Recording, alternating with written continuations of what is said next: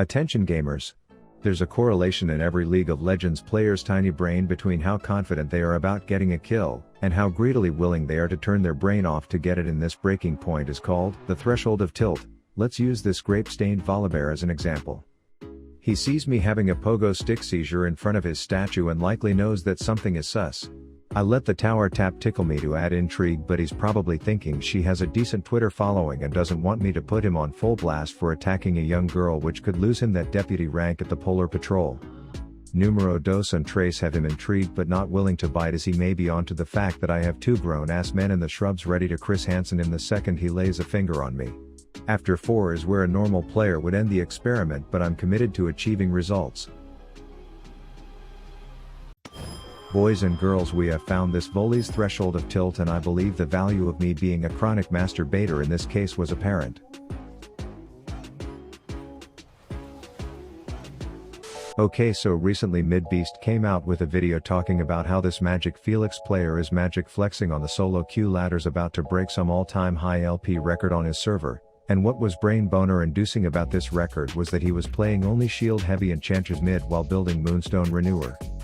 Look at the shield! It's his whole health bar! The idea behind these picks basically boiled down to the fact that in recent seasons, there's already more damage on the Rift than a nuclear testing site, so playing supportive champs in solo lane roles gives you the levels to have beefy ball cuffing abilities, keeping your carries alive through the 200 years of chaos, and thus you win teamfights, secure objectives, and apparently claim easy LP. So today I figured I would try 2 of his picks, first on Karma mid and then the little fairy godmother shield simp herself. And then I thought I would take this idea to the extreme in a collab with one of my favorite league creators to see if a double shield enchanter Moonstone bot lane funnel to Fed ally strat could be comparably as effective. But of course, on my first attempt at getting Moonstone mid lane content, Riot decided to say whoop, no you don't, but luckily I had a little birdie that told me my mid laner wasn't exactly a mid either, which gave me the confidence to ask that chick to swap, and I even had the intel to make my request appealing. Then I saw that our jungler wanted to play the male stripper, but it's like my mom always told me, there's no point in wearing a push-up bra if there's nothing to support, and also why are you wearing your sister's underwear, which is a weird way of saying I would rather support someone playing a comfort pick like his volley. Then I saw that my team's ADC was between Mr. Mascara, I have 35 weapons and confusing combos, or Jinx. And considering he was a jungle main, I suggested he play the close your eyes and right click chick, and bam, I had the lineup that face check would approve of. I browsed the pre-game report during load in, which told me that I sucked at Karma. Guilty. There's such a thing as being skilled on Yumi, and that we should watch out for their Zyra, who is a one trick on a champ that just sucks right now, I guess. The game starts out great. Our jungler, who was going to first time set but instead listened to the Rab Daddy and picked volley, was kicking ass, taking names and getting uncontested scuttle crabs. I was patiently waiting to inform Floating Aladdin that I've been secretly spying on him and that he can suck my soul out of my body as punishment as long as he's cool with my pet polar bear swelling himself up like a sponge and coming in for a smackdown. I was then returning the favor by saying, our next encounter you can bring your pets or whatever you call those knee-nibbling monstrosities, as I was both bullying that AIDS distributor and utilizing summoner spells that totally wouldn't be needed a minute later when I was hosting guests.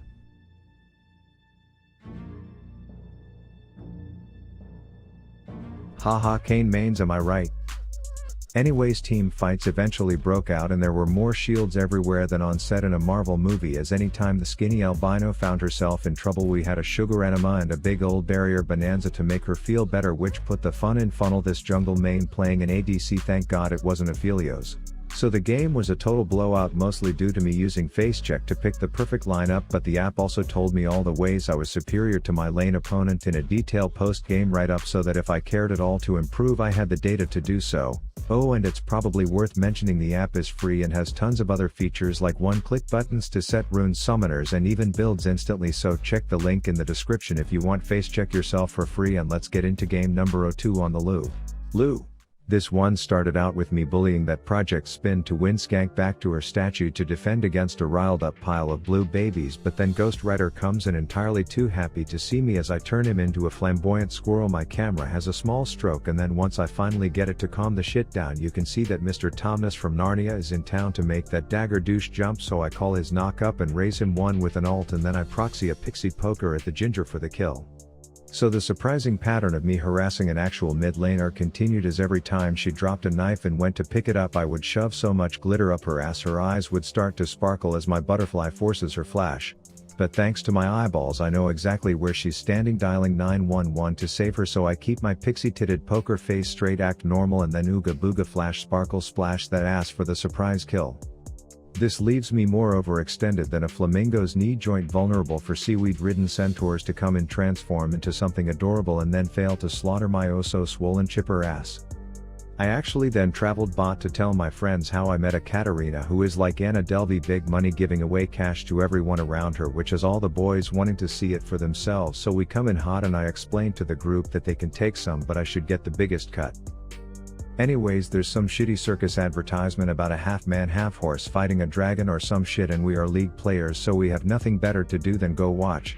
So I assume the role of dumbass hardstuck who walks into the middle of the chaos then struggles to click on himself in time to ult, as some of my viewers assume the role of telling me I'm a dumbass for not knowing about the left alt key, as our spitting bumblebee assumes the role of mass murderer, and I then put his lack of shield needs above my actual shield needs, forcing me to watch the remainder of his puke fest from the black and white screen bench, all in the name of Operation Get Cog Fed. Cause here's the thing, when we are all hunting down Lenny from Of Mice and Men and their jungle throws some overly dramatic surprise party, I just have to make sure the only friendly fatality is the fake O, as our regurgitating caterpillar has a field day and they all get so embarrassed from their lack of homicidal pressure that they end up running away crying. And since no one wants to play with us, we take their reverse mitosising rock pets as hostages and start killing them off, knowing Papa Ponyboy will come in trying to defend his dumb boulders, so I just have to exist saying things taste like colors and sticking immortality tampons up Cog's ass as he salivates on everyone while I just bait stink rats into fart darting my safely shielded ass in the background. That said, I've had about enough fun for one night, so I'm ready to call it quits, but this hawk-gobbing honey goblin wants to defy any warning signs and plug dumbass decisions as the destination on his GPS, so I stick around one Kiana Queef from killed so that I can share a shield or two as the ultimate teeny weeny wizard wingman to aid in his desire to spit more than a porn star. We take a quick hiatus from the homicides to eat some red meat at McDragon's, and then when the discotheque floating feeder approaches I just know Rakan is gonna marinate himself in Axe body spray and rub up against her, allowing a butterfly buffed bumblebee to bring her down with his drool.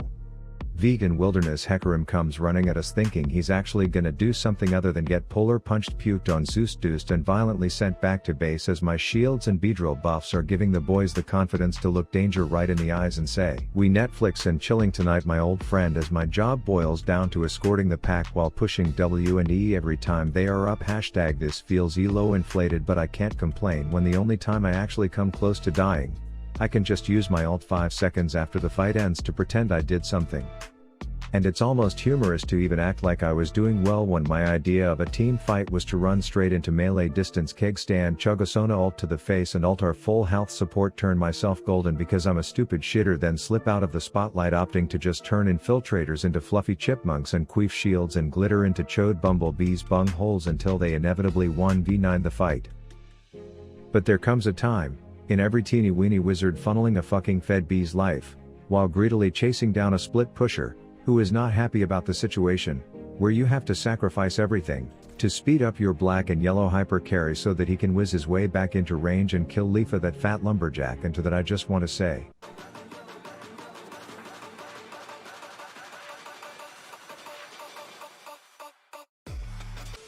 so yeah, I guess I can't really claim to be inventing the wheel with Kog'Maw Lulu, as this strategy is older than Dirt's dead grandpa himself, but rocking the Lulu mid so that she's the highest level in the game, even higher than the legendary Beedrill proxy, licking every loser on the Rift combined with both Airy and Moonstone made me an instant understander of how someone who is not absolutely dog shit at this game like myself could be climbing through Challenger with it.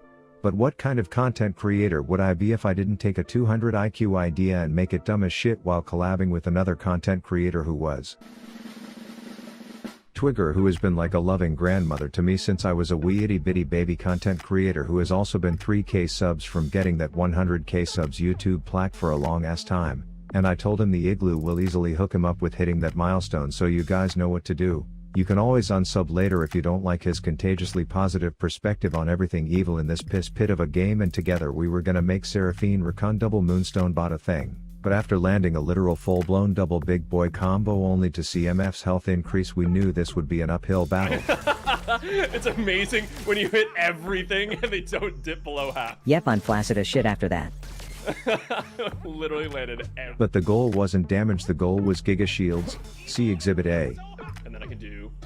And then I'll whip this one out. Oh, man, those are already huge! Anyways, eventually the Sped Jedi came down to introduce the concept of damage to our enemies, but what went into the shrubs was not exactly what we were expecting to come out. Oh my god, how long were they waiting there? So I guess you could say we were catching and they were pitching in this particular gangbang. So Twiggy, how much do you play this game? My mom only allows me 2 League of Legends games every night. Dude, not trying to brag, but my mom lets me play 4. What? But we had to talk business about how to market this comp as being viable. And we got kind of like the double charm lane going on. Some may even say that we are charming, what a guy. but not charming in the sense that we are man whores, because it's not like our peens are HIV dispensers and we are diseased, you know? I really hope that we're not. Well, I got tested last night, so I know that at least I'm fine. But enough small talk, we had a coked up sword lord en route and it was time for business.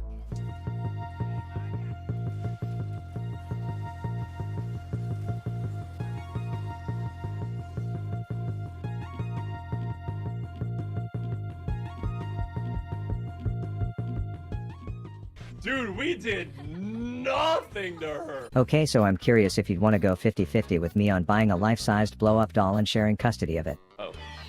We're not doing it for pleasure, it's just to be... Dude, what the fuck? I was talking about us practicing our parenting skills so that we could practice feeding it, raising it, sending it to college, etc. Yeah, no, we're just gonna keep him alive. Yeah, okay, cool. At this point we had moonstones, which meant we still couldn't kill a fly or a blow up doll together, but check out the shield/sustaining potential on this one.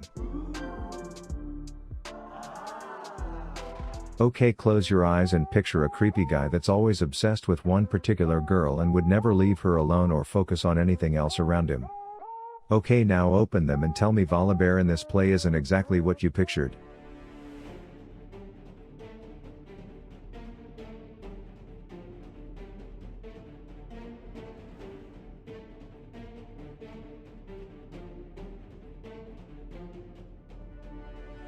Suck it, you suck! You suck! Fuck you, bear! Smokey the bear! You're awful! You're awful! No! Oh, he's gonna die me. He's totally gonna die me. I don't have the mana for this. I don't have the mana for this, man. I don't got the mana for this. Dude, next time you're bored, you gotta try buying 2 jars of peanut butter and walking around the house with each hand plunged into one like they are some super salty mittens. Typical Thursday night, right? Do not doubt it till you try it. Okay. I'm on it.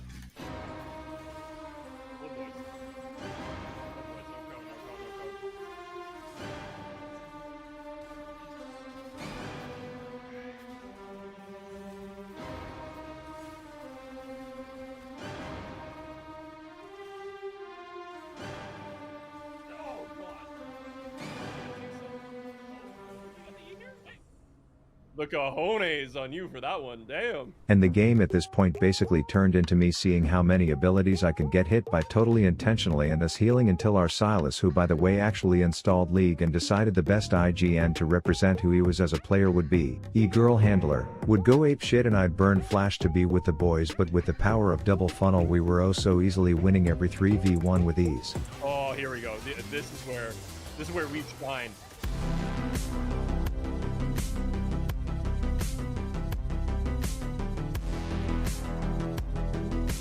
And so yeah, the end of the game was easy breezy beautiful cover girl, either because we had a lot of healy shieldy things or because the enemy team kept getting themselves more caught out red-handed than a 6th grader who left bigmumbojumbo-titties.com in the browser cache on his family computer. And with that, I would just like to thank Twigger for being a good sport and for letting me take pretty much everything he said out of context. But if you want to hear our full unedited gameplay with my real voice, he will have the video on his channel, so go visit him, get him to 100k subs, and as always, brush your teeth tonight.